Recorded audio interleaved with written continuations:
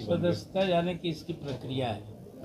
सभी माननीय सदस्य, सभी लोग, इवन स्पीकर और सभापति सब नियम से बंधे हुए हैं। नियम के अधीन जो भी नियम तोड़ेगा तो उस पर कार्रवाई होती है। सदन के अंदर बल्कि सदन के बाहर भी कोई अगर गलत काम करता है तो उस पर आचार समिति संज्ञान लेती है। 7 विधेयक आए।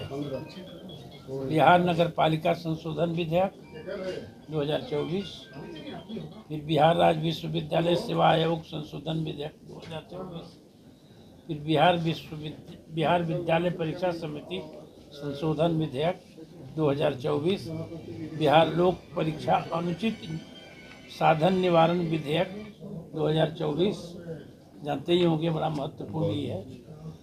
बिहार माल और सेवा कर संशोधन विधेयक 2024, बिहार लिफ्ट एंड एस्केलेटर विधेयक 2024, बिहार विनियोग संख्या 3 विधेयक 2024। ये 7 विधेयक पारित हुए इस सत्र में।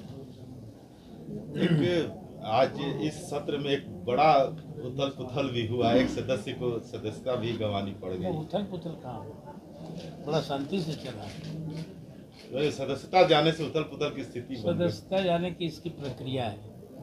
और कोई भी आदमी, जितने भी लोग हैं, हम लोग चाहे माननीय सदस्य हों या कोई भी मेंबर हो, चाहे पार्लियामेंट का, राज्यसभा का, लोकसभा का, यहाँ पर विधानसभा का या विधान परिषद, सभी माननीय सदस्य, सभी लोग, इवन स्पीकर और सभापति सब नियम से बंधे हुए हैं। नियम के अधीन जो भी नियम तोड़ेगा तो उस पर कार्रवाई होती है। और ये हमारे बिहार में पहली बार, पूरे इंडिया में पहली बार एथिक्स कमेटी बनी, आचार समिति बनी कि न केवल सदन के अंदर बल्कि सदन के बाहर भी कोई अगर गलत काम करता है तो उस पर आचार समिति संज्ञान लेती है और संज्ञान लेकर उस पर निर्णय लेती है। तो इसलिए इसके करने से एक माननीय सदस्यों की जो डिसिप्लिन है, डिसिप्लिन कायम रखने की, और डिसिप्लिन एक हद से बाहर लोग गुजर जाता है तो उनकी सदस्यता भी चली जाती है। तो ये उसी तरह से ये हुआ, इस तरह का लोग।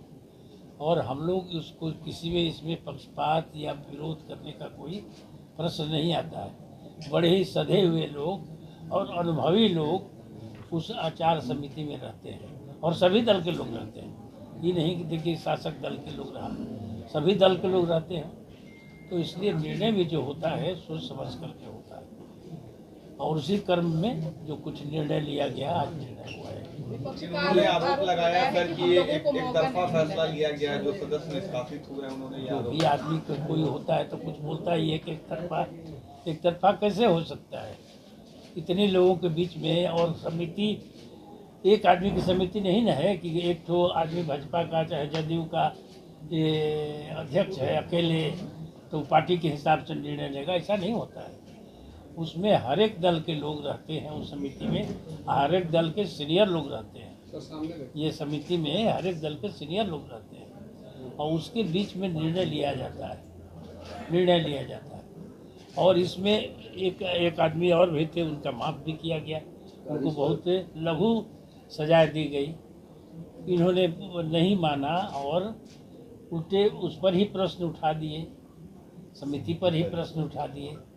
तो ये बहुत डेरोगेटरी है। इसलिए इस पर माननीय अध्यक्ष महोदय ने अपना रिपोर्ट दिया और उस रिपोर्ट को अकेले हम लागू नहीं कर सकते।